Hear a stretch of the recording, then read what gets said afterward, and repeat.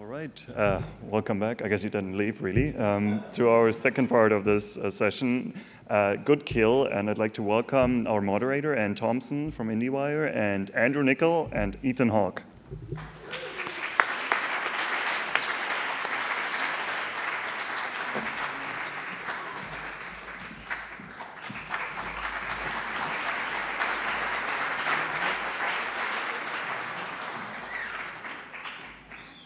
So I had the good fortune of seeing Good Kill this morning. Have any of you had a chance to see it yet?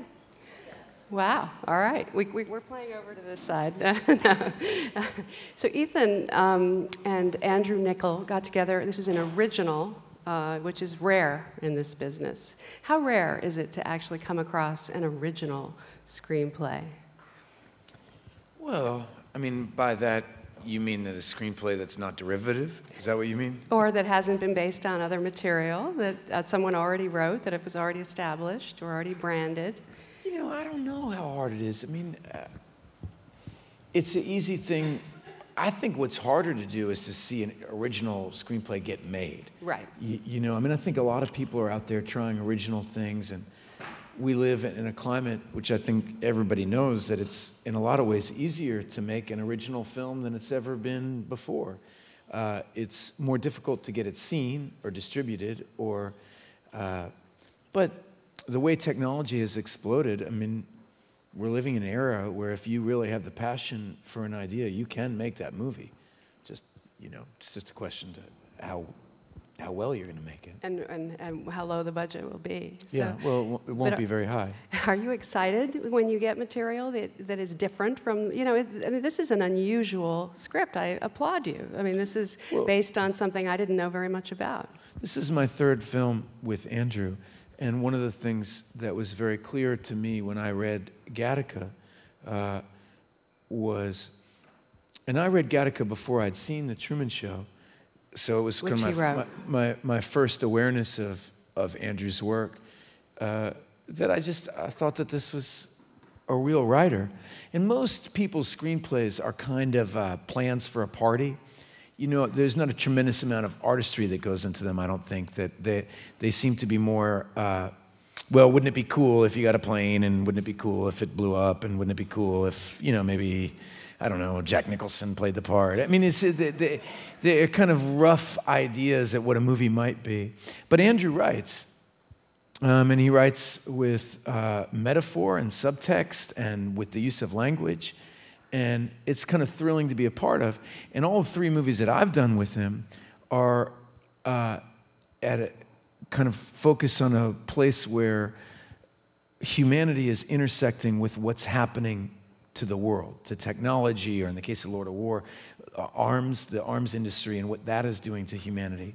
And in this case, it addresses straight on, you know, where we are with the drone war. So Andrew, talk about how you became First of all, this is embarrassing. I feel I shouldn't be here listening to this. And Andrew's also a great lover.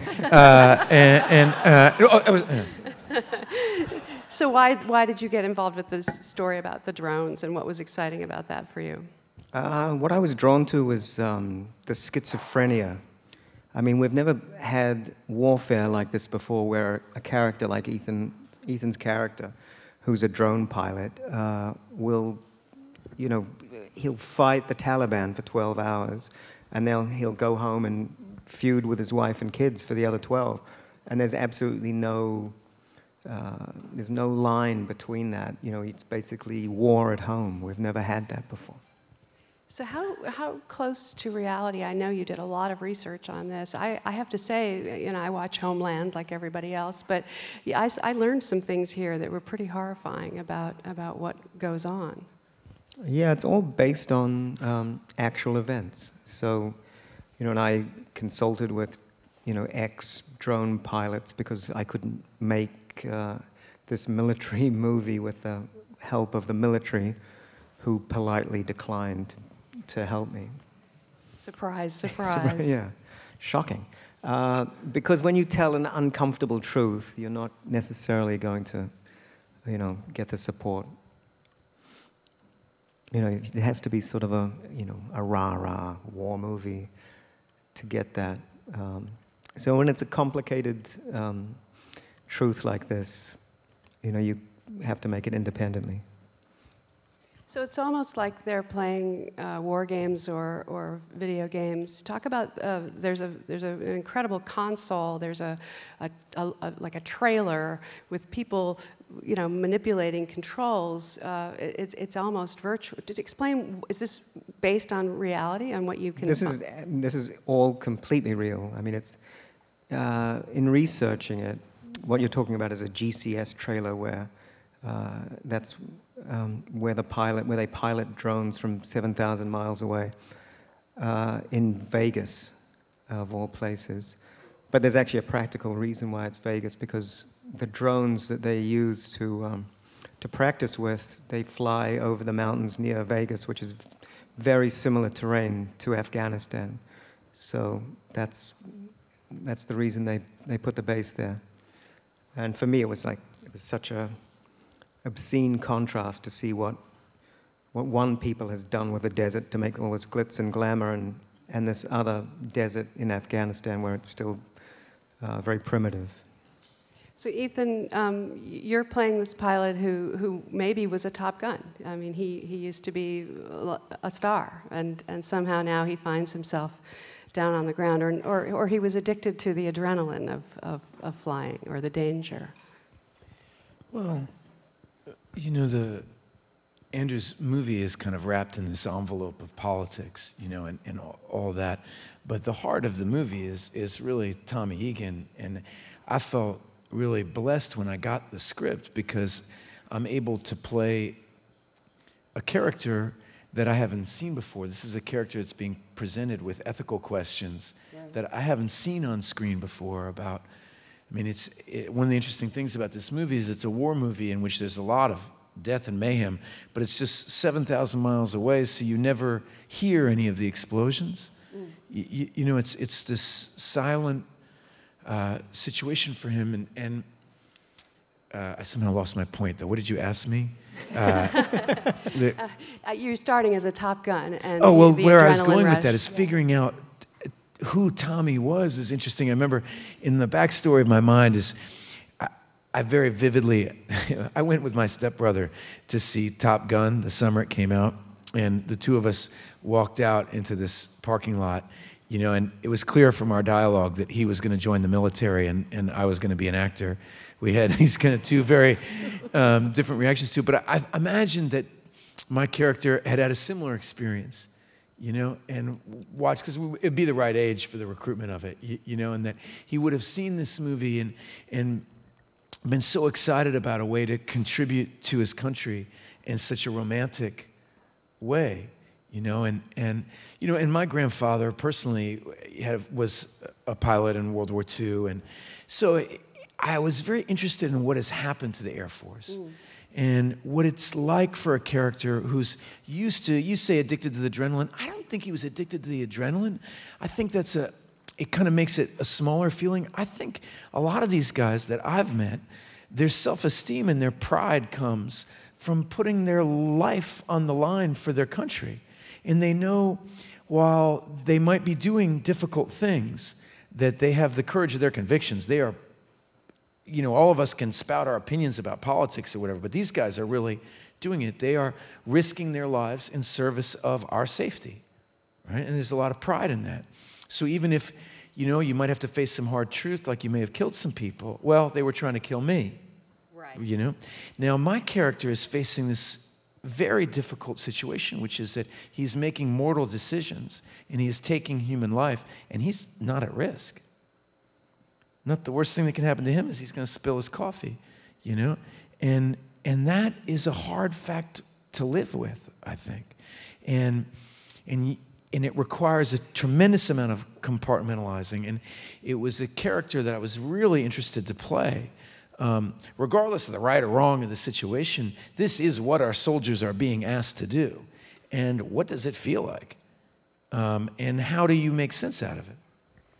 And you're also, how high up are these drones? I mean, how far above they're like 10,000 feet up? Yes. And nobody can see them? No, they won't. They won't see the drone, and they won't even know what hit them, literally, when the hellfire hits them. And so were you looking at real examples of this and mimicking it? Yes, one of my researchers was really Bradley Manning and WikiLeaks, seriously, because you couldn't see these these leaks if it wasn't for that. Well, he leaked a very famous example of this kind of thing where the guys were behind the mic. I mean, you could hear the guys say, "Hey, got it, we did it." Yeah, that was an Apache strike. But yes, that's the only reason I could really research the drone strikes and what they looked like physically. And the lingo. So Good Kill, the name of the movie. Every time you do one of these things, there's a whole sort of litany. It's an expression they often use to represent a successful mission or a successful strike, yeah. Yeah. But there's a long history of the military being full of this kind of Orwellian language, and Andrew really mines it in this movie, and it's really true. It's designed to help the soldiers distance themselves from what they're doing. Proportionate, neutralizing a threat, yeah, right. Prosecuting a target, degrading the capability of the enemy. These are all words for killing, but we don't like to say killing because it's better to give, soldiers this distance. And they have it, of course, physically now as well.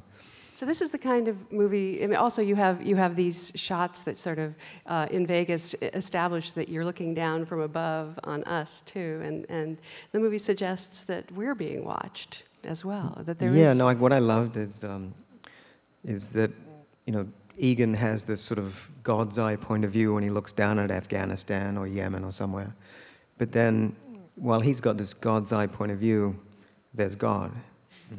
So I sort of liked to watch him in the same way. So making movies today is sort of a challenge. Ethan, you're on a roll. I mean, congratulations on Boyhood. Thank you. And you've got other films here as well at Toronto?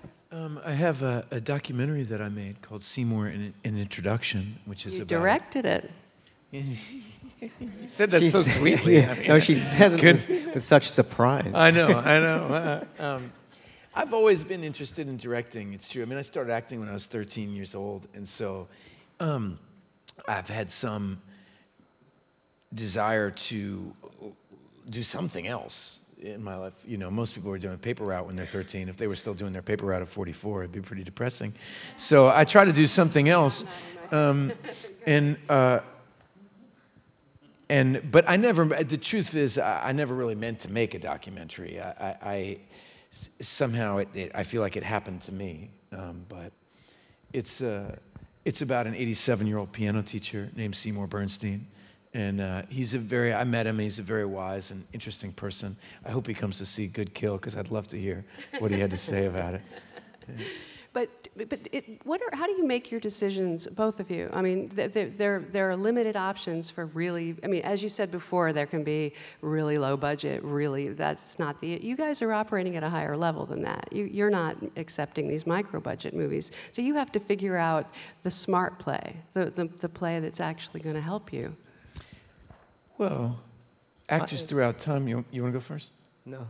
Okay, well, actors are always, really, it's an interpretive art, and we're only as good as our writing, I mean, it's like, I've always been drawn to the best writing that I can do, and I really don't care if it's in movies or the theater or anywhere where, if you have to be in front of an audience, you want to be doing writing you believe in. And that's what makes it so easy to work with Andrew, because they're interesting, thought-provoking movies that have an idea behind them and have some thought behind them. And it is rare.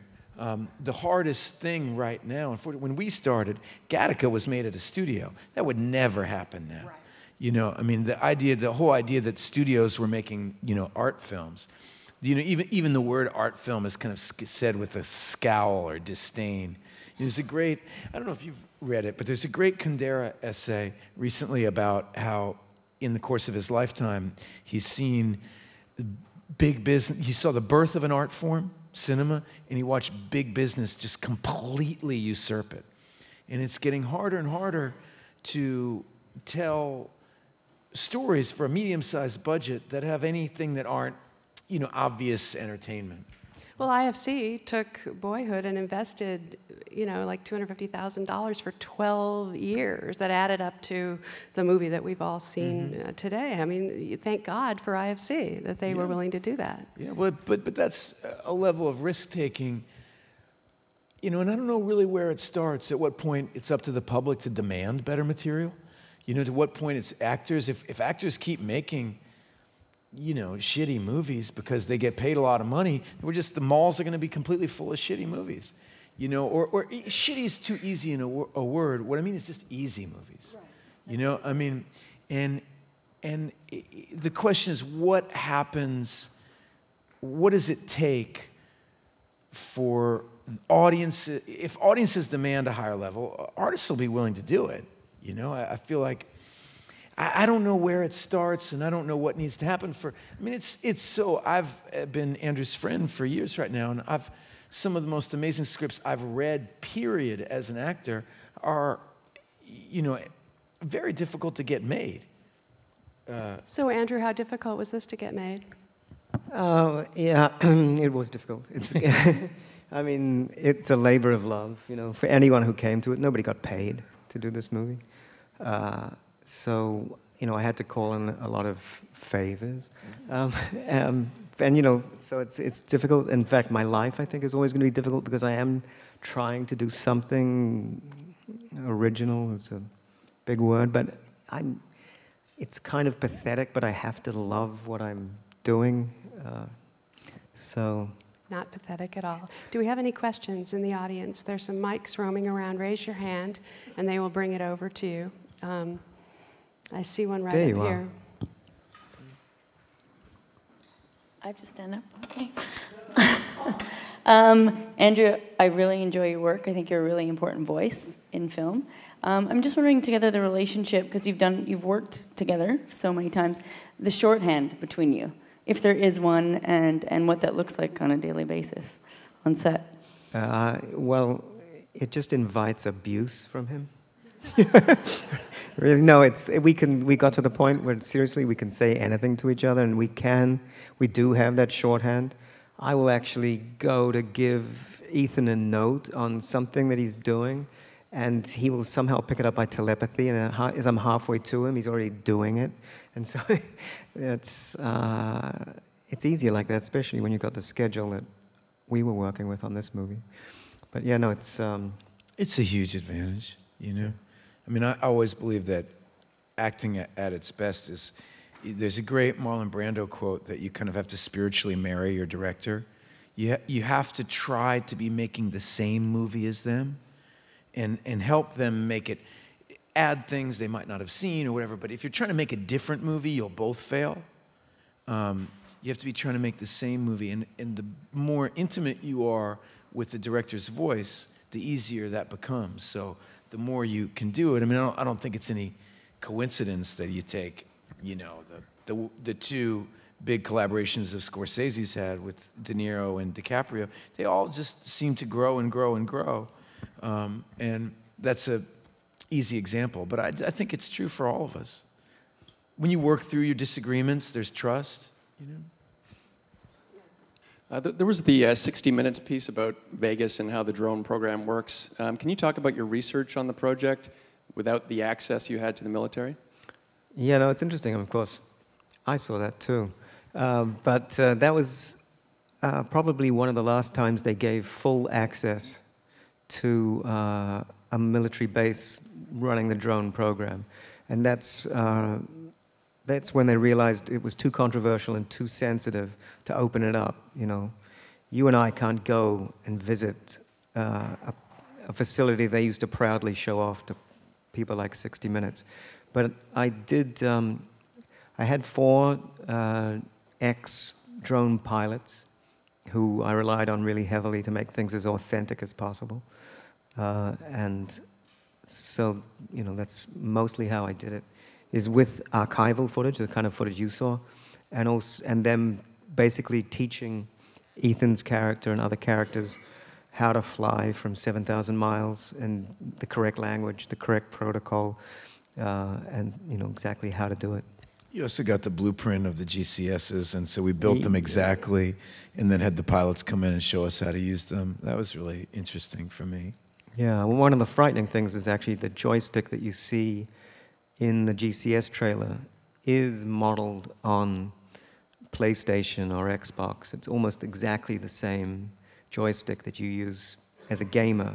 In fact, some of the younger drone pilots, would basically fly missions for 12 hours with, a joystick, go back to their apartment in Vegas and play video games with almost an identical joystick. I couldn't make that up. I didn't even want to put it in the movie, actually, and didn't because it just seemed too impossible. Go ahead.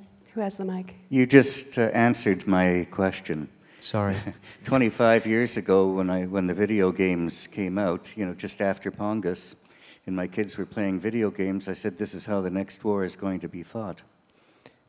Yeah, it is. And the interesting thing about this war is, for instance, Afghanistan and one of the things that the drone program allows is this war's been going on for 13 years. It's America's longest war.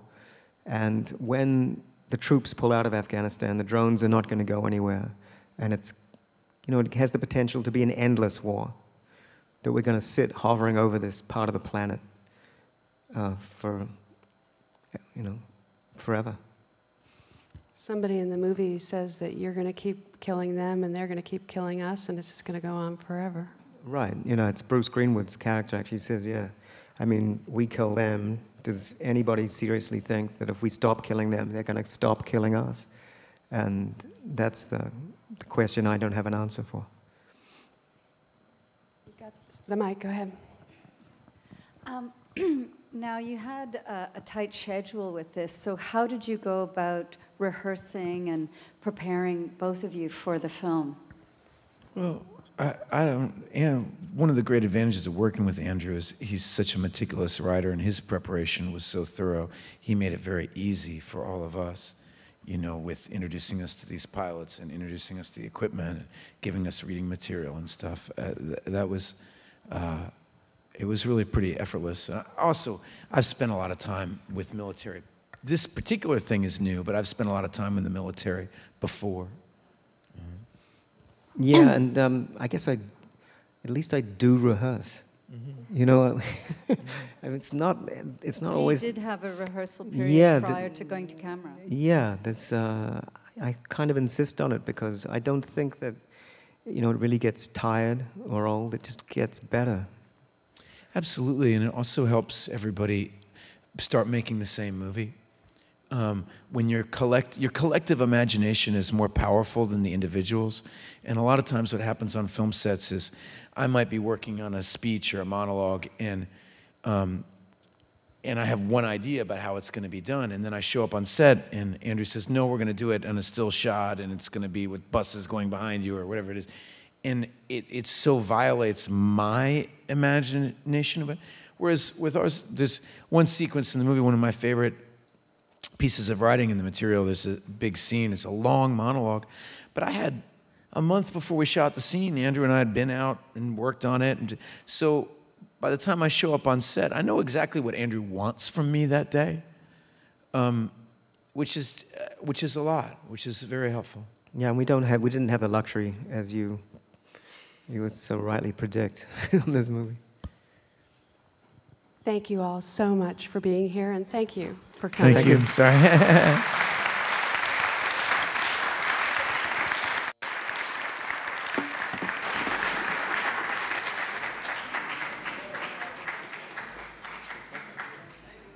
Thank you.